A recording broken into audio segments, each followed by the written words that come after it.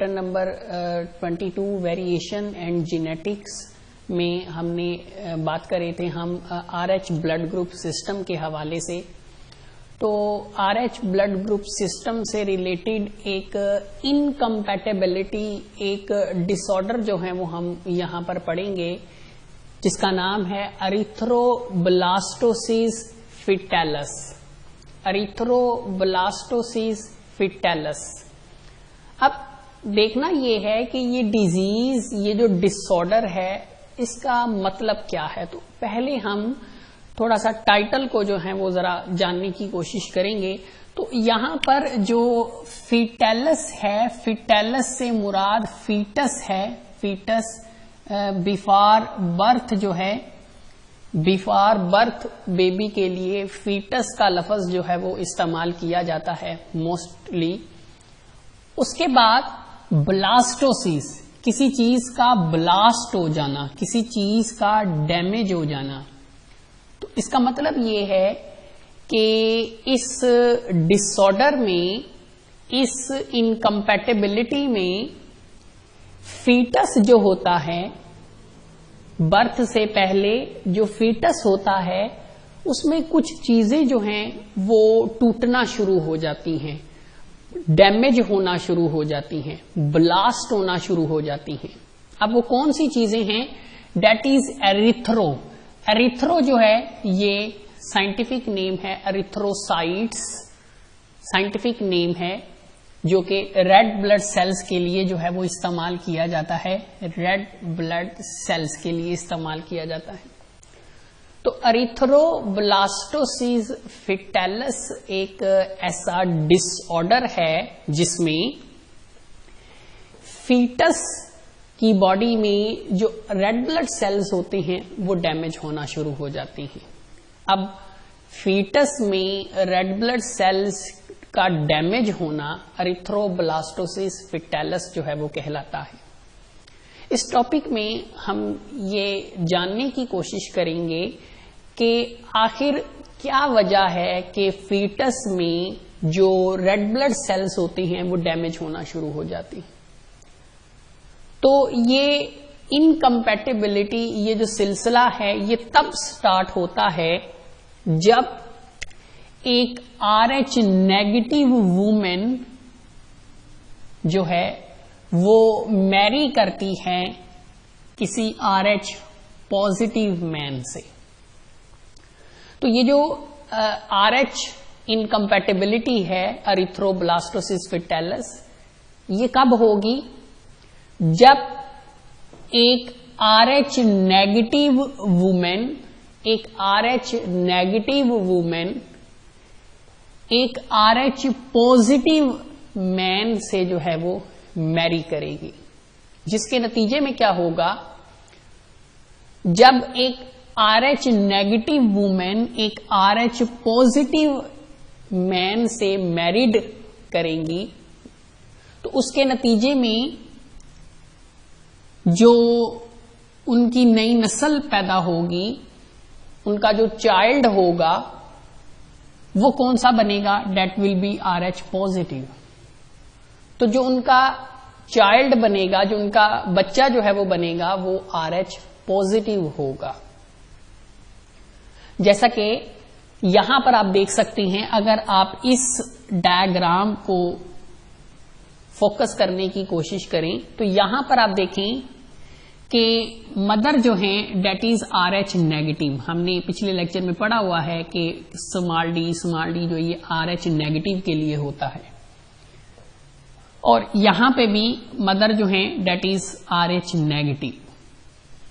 अब हमने पढ़ा कि अगर एक RH नेगेटिव वुमेन किसी RH पॉजिटिव मैन से जो है वो मैरी करती हैं। अब RH पॉजिटिव मैन जो है उसकी दो पॉसिबिलिटीज हो सकती हैं। वो RH पॉजिटिव मैन जो है वो होमोजाइगस भी हो सकता है, कैपिटल डी के साथ, और वो RH पॉजिटिव जो है वो हेट्रोजाइगस भी हो सकता है, कैपिटल D और स्मॉल d के साथ। ये हम पिछले लेक्चर्स में पढ़ चुके हैं। तो दोनों केसेस में अगर एक आप देखें यहां पर एक RH नेगेटिव वुमेन जो है, इन दोनों केसेस में she married to an RH positive man. अब अगर तो जो मैन है वो होमोजाइगस है, कैपिटल डी है, तो उनकी जो अगली नस्ल होगी उसमें 100% जो ऑफस्प्रिंग्स बनेंगे वो सारे के सारे जो हैं वो RH पॉजिटिव ही होंगे। लेकिन अगर वो शख्स जो है वो हेट्रोजाइगस है तो उस केस में फिर 50% जो केसेस होंगे वो RH पॉजिटिव के जो हैं वो हो सकती हैं। तो RH इनकम्पैटिबिलिटी जो है, ये जो एरिथ्रोब्लास्टोसिस फीटैलस जो है, इस डिसऑर्डर का स्टार्ट तब होता है जब एक RH नेगेटिव वुमेन किसी RH पॉजिटिव शख्स से जो है वो मैरी करती है। अगर उस शख्स की जीनोटाइप जो है वो होमोजाइगस है, जैसा कि आप यहां पे देख सकते हैं, तो उस केस में उनकी जो अगली नस्ल होगी, उनके जो बच्चे होंगे वो सारे के सारे जो हैं वो RH पॉजिटिव होंगे, सारे के सारे RH पॉजिटिव जो हैं वो पैदा होंगे। लेकिन अगर उस शख्स की जीनोटाइप जो है वो कैपिटल D स्मॉल d है, हेट्रोजाइगस है, तो उस केस में क्या होगा, half of the offsprings will be RH positive. सिर्फ 50% जो ऑफस्प्रिंग्स होंगे वो RH पॉजिटिव होंगे, जबकि ऊपर वाले केस में होमोजाइगस में तमाम के तमाम जो हैं वो 100% RH पॉजिटिव ही जो हैं वो होंगे। तो ये पॉसिबिलिटीज बताई गई हैं कि अगर एक RH नेगेटिव वुमेन अगर एक RH पॉजिटिव मैन से मैरी करती हैं और अगर वो तो उनकी अगली नस्ल में हमने पढ़ा था, यहां पर आप जरा गौर करें, यहां पर हमने पढ़ा था कि जब एक RH नेगेटिव वुमेन एक RH पॉजिटिव मैन से जो है वो मैरी करती हैं तो उसके नतीजे में जो उनकी नस्ल होती है, उनके जो बच्चे होते हैं वो RH पॉजिटिव होते हैं। अब क्या सारे के सारे जो उनके बच्चे होंगे वो RH पॉजिटिव होंगे या कुछ पॉजिटिव होंगे, तो ये हमें कैसे पता चलेगा? ये हमें पता चलेगा उस शख्स की, मतलब के फादर की जीनोटाइप से। तो यही वो आगे बताता है कि अगर फादर की जीनोटाइप होमोजाइगस है तो सारे के सारे जो उनके बच्चे होंगे वो RH पॉजिटिव होंगे।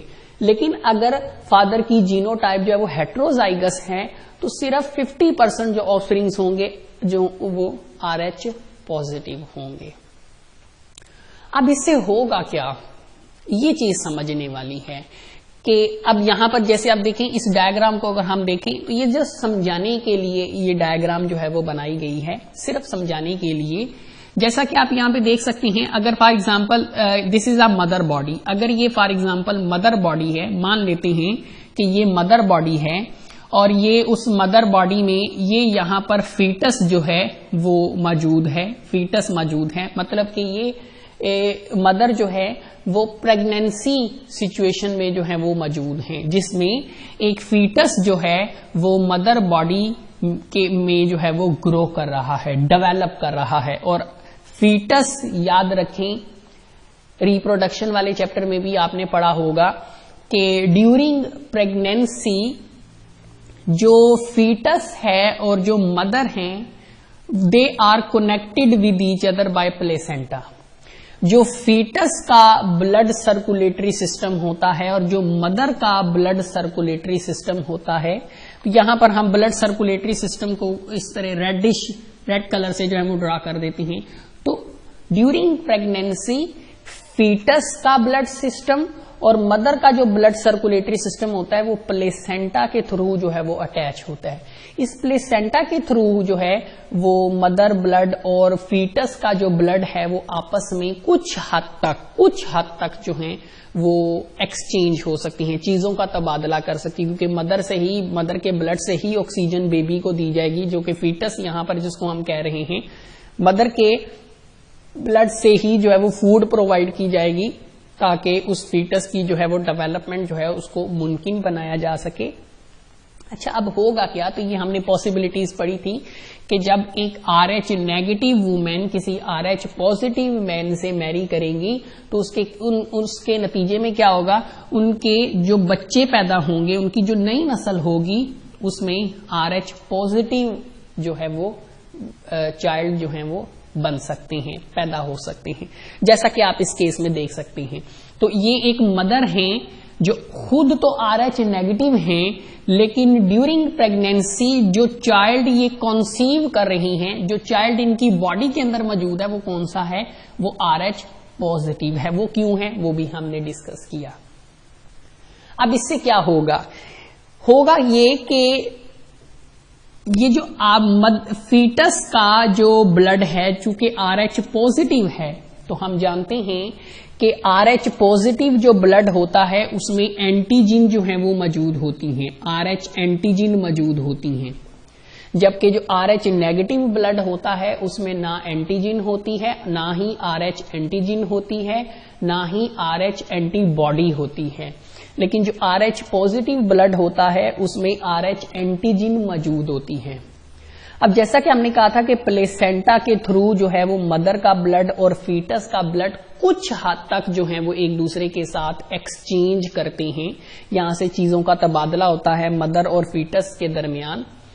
तो अगर यहां से तो यहां पर पॉसिबिलिटी है कि जो फीटस का जो ब्लड है जिसमें RH एंटीजन मौजूद है, वो ब्लड जो है वो प्लेसेंटा को क्रॉस करके जो है वो मदर के ब्लड सर्कुलेटरी सिस्टम में जो है वो दाखिल हो सकता है।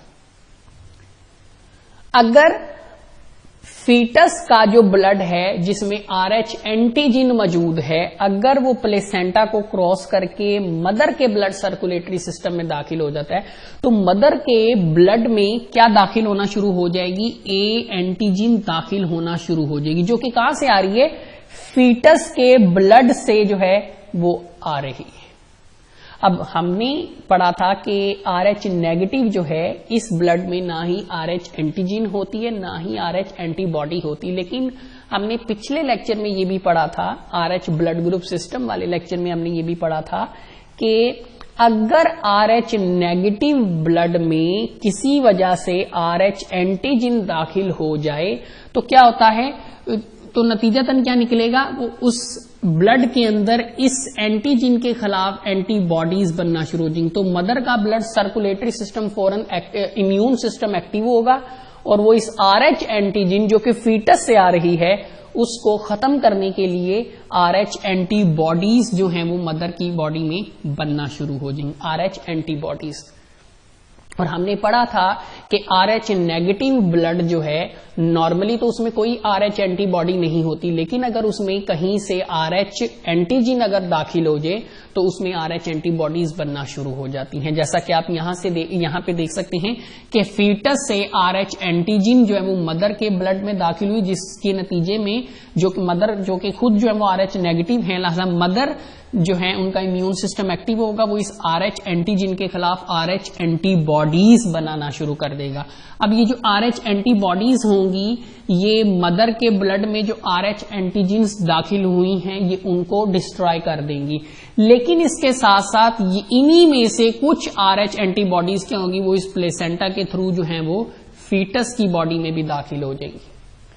तो चूंकि मदर का ब्लड सर्कुलेटरी सिस्टम और फीटस का ब्लड सर्कुलेटरी सिस्टम आपस में कनेक्टेड है, तो ये जो RH एंटीबॉडीज बनेगी मदर बॉडी में, उनमें से बहुत सारी एंटीबॉडीज जो है वो प्लेसेंटा को क्रॉस करके फीटस की बॉडी में दाखिल होना शुरू हो जाएंगी और फीटस की बॉडी में जो RH एंटीजन जो कि रेड ब्लड सेल्स पर मौजूद होंगी उनको डिस्ट्रॉय करना शुरू कर देंगी, जिसके नतीजे में क्या होगा, जब मदर की एंटीबॉडीज फीटस की बॉडी में दाखिल होंगी और फीटस में रेड ब्लड सेल्स पे मौजूद एंटीजन्स को डिस्ट्रॉय करना शुरू कर देंगी, तो नतीजतन रेड ब्लड सेल्स भी जो हैं वो डैमेज होना शुरू हो जाएंगे।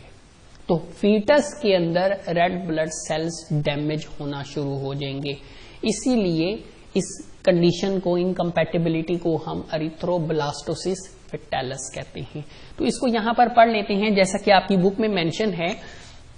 होगा क्या कि जब सबसे पहले if red blood cells of RH positive foetus cross placenta barrier, चूंकि फीटस और मदर का ब्लड सर्कुलेटरी सिस्टम कनेक्टेड है, तो यहां से अगर फीटस के ब्लड से कुछ रेड ब्लड सेल्स जिन पर RH एंटीजन मौजूद है, अगर कुछ रेड ब्लड सेल्स जो हैं वो प्लेसेंटा को क्रॉस करके जो हैं एंटर्स इनटू मदर ब्लड, अगर वो मदर के ब्लड में दाखिल हो जाते हैं, तो मदर चूंकि RH नेगेटिव हैं, तो मदर का जो इम्यून सिस्टम है वो फौरन एक्टिव होगा और क्या करेगा, और उस एंटीबॉडीज बनाना शुरू कर देगा। कौन सी एंटीबॉडीज बनाना शुरू कर देगा? RH एंटीबॉडीज बनाना शुरू कर देगा, जो कि फीटस से आने वाले जो रेड ब्लड सेल्स हैं उनको डिस्ट्रॉय करना जो है वो शुरू कर देंगी। लेकिन हमने कहा कि ये RH एंटीबॉडीज सिर्फ मदर बॉडी तक महदूद नहीं रहेंगी, बहुत सारी RH एंटीबॉडीज वो प्लेसेंटा को क्रॉस करके वो फीटस की बॉडी में भी दाखिल होना शुरू हो जाएंगी,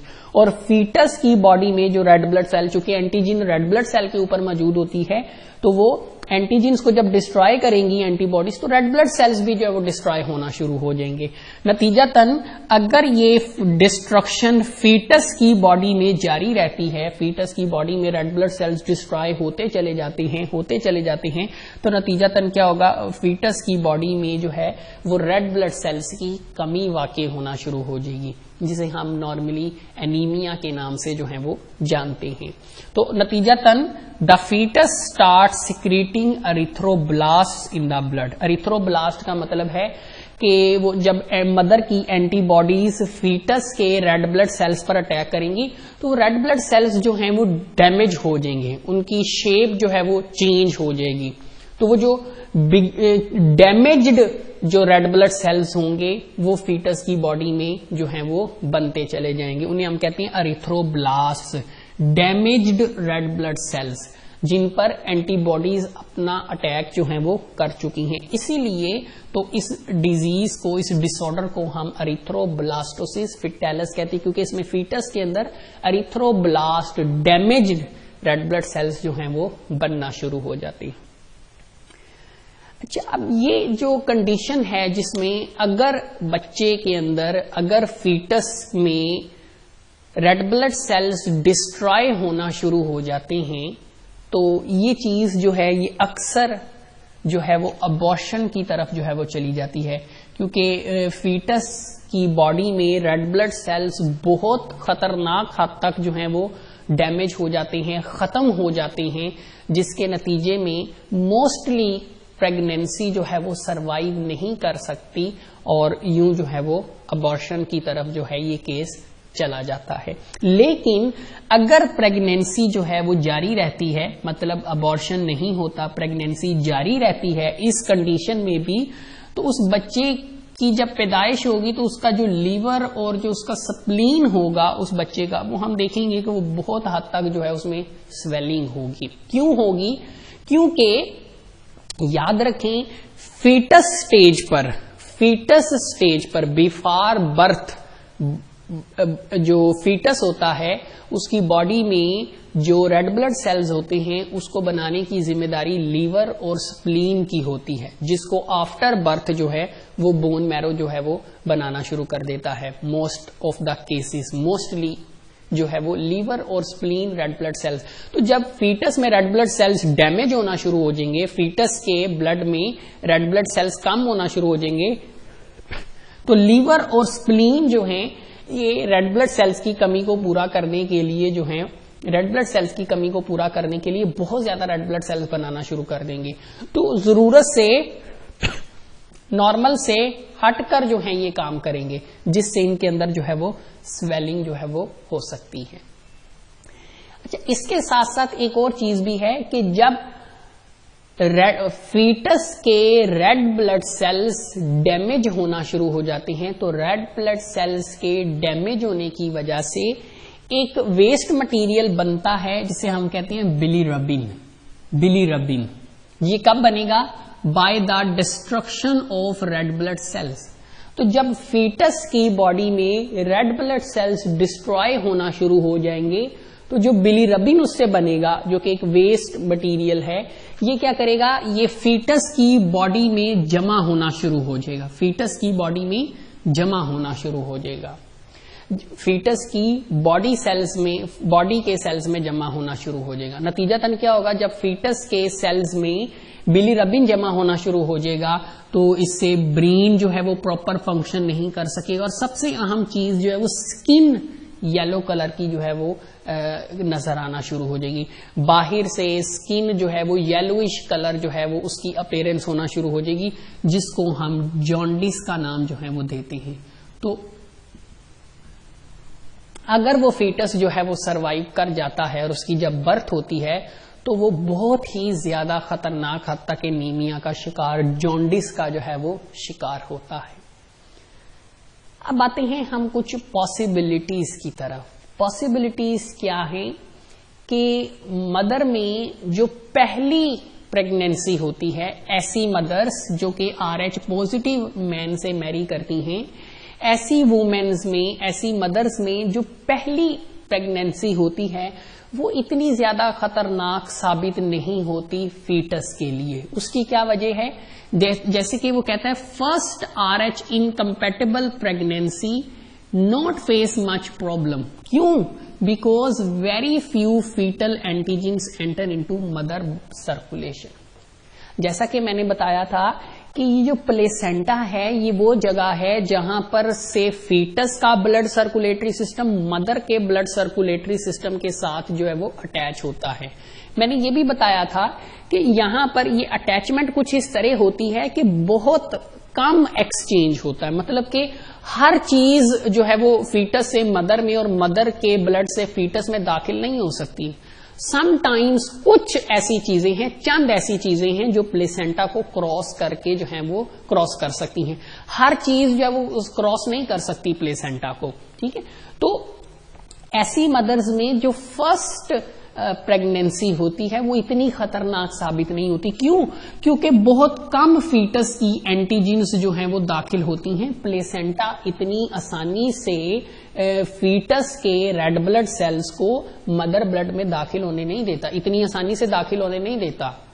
तो हाँ, कुछ चंद एक होती हैं, थोड़ी बहुत ऐसी एंटीजेंस होती हैं जो फीटस में जो है वो फीटस से प्लेसेंटा को क्रॉस करते हुए मदर में दाखिल हो जाती है। तो वो कहता है ऐसी सिचुएशन में फर्स्ट प्रेगनेंसी में चूंकि चंद एंटीजेंस ही फीटस से जो है वो मदर में दाखिल होती हैं, लिहाजा इतना ज्यादा जो है वो डैमेज नहीं होता, जो फीटस है उसको इतना ज्यादा नुकसान जो है वो नहीं होता।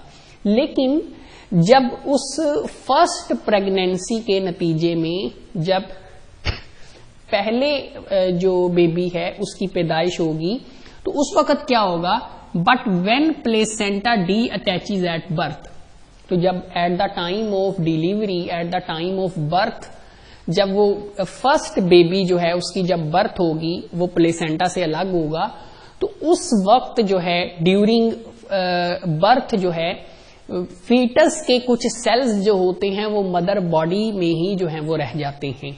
Many fetal cells enter into mother's body. तो at the time of birth जब वो बेबी जो है उसकी डेवलपमेंट कंप्लीट हो जाती है और उसको प्लेसेंटा से अलग कर लिया जाता है, उसकी बर्थ हो जाती है, तो उस वक्त फीटस की बॉडी के कुछ सेल्स जो होते हैं वो मदर बॉडी में ही रह जाते हैं। और उससे क्या होगा कि जब मदर बॉडी जो है इम्यून सिस्टम स्टिमुलेट होगा और मदर बॉडी में RH एंटीबॉडीज बनना शुरू हो जाएंगी, RH एंटीबॉडीज बनना शुरू हो जाएंगी, जो कि नेक्स्ट प्रेगनेंसी, सेकंड प्रेगनेंसी में जो RH पॉजिटिव फीटस होगा उसके लिए ज्यादा खतरनाक होंगी। क्यों? क्योंकि मदर में तो पहले से ही RH एंटीबॉडीज बनी हुई हैं जो कि फर्स्ट प्रेगनेंसी की वजह से जो है वो बनी हैं। अब जब सेकंड प्रेगनेंसी होगी, जो सेकंड RH पॉजिटिव फीटस होगा उसकी भी कुछ एंटीजेंस दाखिल होगी मदर बॉडी में। तो एंटीबॉडीज चूंकि मदर बॉडी में पहले से मौजूद हैं तो वो फीटस को उतना ज्यादा जो है उसके रेड ब्लड सेल्स पर उतना ज्यादा जो है वो अटैक कर सकेंगी, और जब सेकंड फीटस के भी एंटीजेंस दाखिल होंगी तो और ज्यादा एंटीबॉडीज बनेगी, जिससे सेकंड जो फीटस होगा उसमें रेड ब्लड सेल्स की डिस्ट्रक्शन फर्स्ट फीटस के मुकाबले में जो है वो ज्यादा होंगी। तो that is and become dangerous for the next RS positive foetus, जो कि नेक्स्ट प्रेगनेंसी के लिए जो है वो फिर खतरनाक हो सकती है। इसका फिर एक ट्रीटमेंट है। वो ट्रीटमेंट क्या है कि जो मदर हैं, ऐसी जो मदर्स होती हैं, उनको क्या किया जाता है, उनको early pregnancy, during early pregnancy and after birth, मतलब कि प्रेगनेंसीज नॉर्मली हर प्रेगनेंसीज, ऐसी जो मदर्स होती हैं उन्हें हर प्रेगनेंसी से पहले और उस प्रेगनेंसी के कंप्लीट होने के बाद, मतलब कि बर्थ के बाद, उन्हें एक एंटी सीरम दिया जाता है इंजेक्शन की सूरत में. She is given an injection of RH anti serum during early pregnancy and after birth. इससे क्या होगा, वो जो एंटी सीरम जो इंजेक्ट किया जाता है मदर बॉडी में, उस एंटी सीरम में RH एंटीबॉडीज मौजूद होती हैं. RH एंटीबॉडीज मौजूद होती हैं. बर्थ के, फर्ज कर लें कि मदर को बर्थ के फौरन बाद एंटी सीरम का इंजेक्शन दिया जाता है. होगा क्या कि उस एंटी सीरम में जो RH एंटीबॉडीज होंगी वो क्या करेंगी, पहली बर्थ के नतीजे में जो वो फीटल सेल्स मदर बॉडी में ही रह गए थे, जो कि मदर बॉडी के इम्यून सिस्टम को स्टिमुलेट करेंगे RH एंटीबॉडीज बनाने के लिए, जो नेक्स्ट प्रेगनेंसी के लिए ज्यादा खतरनाक हो सकती हैं. तो जब आफ्टर बर्थ, जैसे ही फर्स्ट बर्थ होगी बेबी की, उसके बाद अगर उस मदर को RH एंटी सीरम इंजेक्शन दिया जाता है, तो उस एंटी सीरम में जो RH एंटीबॉडीज होती हैं वो क्या करती हैं, उस फीटस के जो सेल्स होते हैं जो मदर बॉडी में दाखिल हो जाते हैं उनको डिस्ट्रॉय कर देती हैं. इससे पहले कि वो मदर के इम्यून सिस्टम को एक्टिव करें RH एंटीबॉडीज बनाने के लिए, आफ्टर बर्थ के बाद ही उस मदर को ये इंजेक्शन जो है वो दे दिया जाता है, ताकि उस एंटी सीरम में मौजूद जो RH एंटीबॉडीज हैं वो क्या करें, they destroy all RH positive foetus cell. वो जो फीटस सेल मदर बॉडी में रह गए थे बर्थ के बाद, उनको डिस्ट्रॉय कर दे. इससे पहले के before they stimulate production of RH antibodies in the mother. इससे पहले कि वो फीटस सेल्स जो हैं वो मदर के ब्लड इम्यून सिस्टम को एक्टिव करें एंटीबॉडीज बनाने के लिए, एंटी सीरम में मौजूद जो एंटीबॉडीज होंगी वो इन फीटस सेल्स को क्या कर देंगी, डिस्ट्रॉय कर देंगी, जिससे मदर का इम्यून सिस्टम एक्टिव नहीं होगा और नतीजतन RH एंटीबॉडीज नहीं बनेगी, जो कि नेक्स्ट बेबी के लिए जो है, नेक्स्ट फीटस के लिए खतरनाक नहीं होंगी. तो ये एरिथ्रोब्लास्टोसिस फिटेलस के हवाले से इंफॉर्मेशन थी, जो कि बेसिकली मदर और फीटस के दरमियान ये RH इनकम्पैटिबिलिटी की वजह से होता है कि मदर RH नेगेटिव होती हैं जबकि फीटस जो है वो RH पॉजिटिव होता है.